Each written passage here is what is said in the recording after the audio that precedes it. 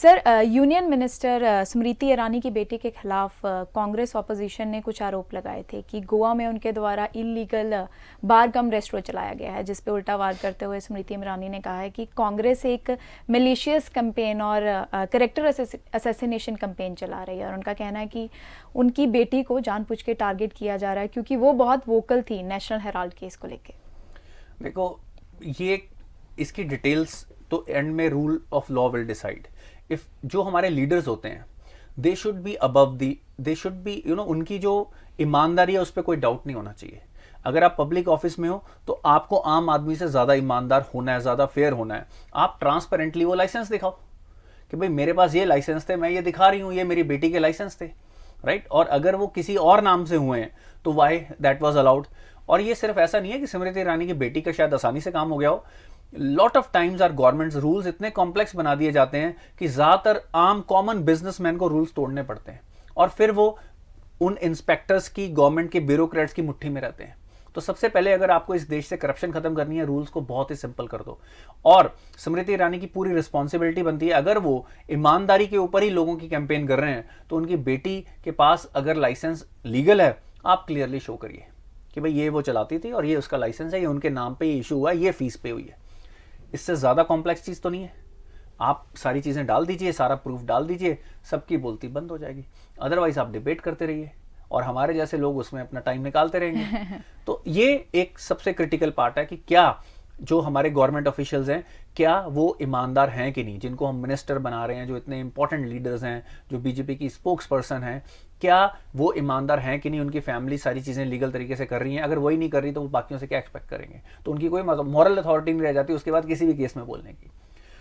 It's quite simple, right Gurleen, कि भाई आप कागज दिखा दो जी। अब दूसरी बात, ओपोजिशन समहाउ इतने यूजलेस मुद्दे लेके आती है कि हमें लगता है कि ये नेशनल ओपोजिशन है, ये लोकल काउंसलर का काम होना चाहिए जी, राइट। ये एक नेशनल पार्टी का काम नहीं होना चाहिए। इंडिया में ऐसा तो है नहीं कि मोदी गवर्नमेंट आने के बाद सारे चैलेंजेस खत्म हो गए हैं। समहाउ मेरे को वो इस तरह के मुद्दे उठाते हैं तो लोगों को डेफिनेटली लगता हो कि मोदी गवर्नमेंट समहाउ सारी चीजें अच्छी कर रही है, ताकि इनको, लोग बेवकूफ तो है नहीं, उनको ये यूजलेस मुद्दे तभी नजर आते हैं। अभी थोड़े दिन पहले ओपोजिशन ये बात कर रही थी कि जो नया हमारा अशोक स्तंभ के जो चिन्ह है जो नई पार्लियामेंट पे लग रहे हैं उसमें शेर के दांत निकल आए, पहले दांत नहीं होते थे। आप मेरे को बताओ कि how will you earn the respect of the voters अगर आप ऐसे मुद्दे उठाओगे। आप ये बोल रहे हो जी हमारा देश अग्रेसिव होता जा रहा है।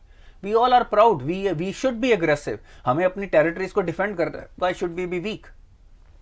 अगर ओपोजिशन, थोड़े दिन पहले उन्होंने एक बात और निकाली कि ये पहली बार हुआ है कि भाई हम आर्मी के अंदर लोगों की कास्ट पूछ रहे हैं। एंड में बात ये निकल के आती है कि शुरू से पूछी जा रही है।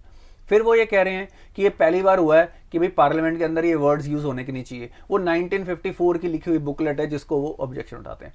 मेरे को तो कई बार ऐसा लगता है कि मोदी गवर्नमेंट ओपोजिशन को बेवकूफ बनाती है।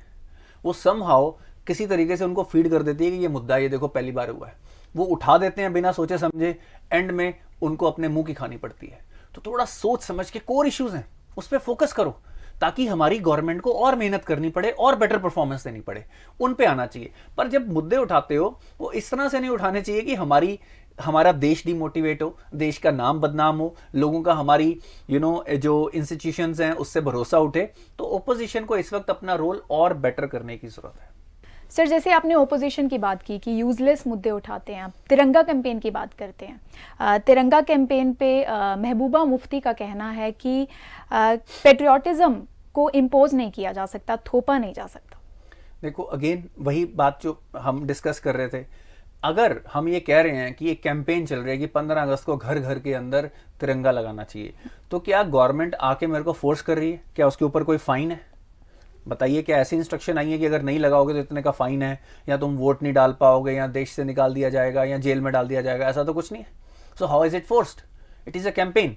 पेट्रोटिज्म फोर्स नहीं की जाती पर वैल्यूज सिखाई जाती हैं। जब हम अपने यूथ को, जब एक घर के बच्चे अपने बड़ों को तिरंगा लगाते देखेंगे, वो सवाल पूछेंगे, एक नेशनलिस्ट, एक पेट्रियोटिक बात होगी, ऐसे वो कल्चर पेट्रियोटिज्म का डेवलप होगा। इसको बोलना कि it is forced is absolutely ridiculous. मतलब it shows, I don't know what they're trying to do, how will they win the votes of Indians when they say such stupid and un-Indian things. तो मतलब कि यहाँ तो कोई logic हो ना कि भाई मेरे को इंस्ट्रक्शन ये आई है कि घर घर तिरंगा कैंपेन नहीं है, it's an order, it is an order passed by the government कि हर घर में तिरंगा लगना चाहिए, तो ये बात बनती है कि इट इज बीइंग फोर्स्ड। जब ऐसा कुछ है नहीं, एक इंकरेजमेंट है, कैंपेन है। देखो, sentiments are very important in building a nation. आज आप अगली जनरेशन को अगर पेट्रियोटिक बनाओगे, नेशनलिस्ट बनाओगे, यूनिटी की तरफ लेके जाओगे, एक तिरंगे के नीचे उनको रखोगे, तो अपने आप देश में यूनिटी बनी रहेगी। वो अपने धर्म से ऊपर अपने देश को सोचना शुरू करेंगे। आज सबसे बड़े चैलेंज किस लिए आ रहे हैं? लोग अपने धर्म को अपने देश से ऊपर मान रहे हैं। धर्म देश से ऊपर नहीं है, सबसे बड़ा धर्म ही हमारा देश है। तो जब हम देश को अपने धर्म से ऊपर मानेंगे, अपने आप हम अपने डिफरेंसेस को भूलेंगे और अपनी यूनिटी की तरफ आएंगे। जो मैं हमेशा कहता हूं कि अभी तो somehow we have diversity in unity, and if we have to build unity in diversity, then we have to have some common bonds, common symbols, and that is our nation. So it is about inculcating the feelings, not Of course, imposing. it has to be inculcated.